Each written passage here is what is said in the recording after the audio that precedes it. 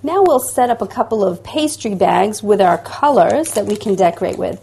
I'm going to do one without the coupling to show you how you can just buy the pastry bag, the disposable pastry bag, and use it without a coupling.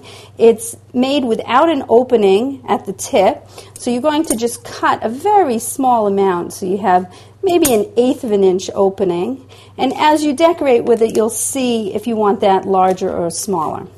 Now, a nice way to fill these pastry bags is to take a big glass. You turn the top of the bag inside out and make a little opening like this and fit it over the glass.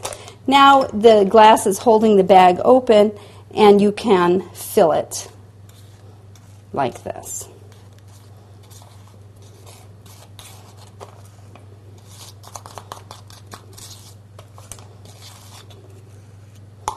Okay, and then you'll just set that aside, and we'll be using that to decorate our cookie.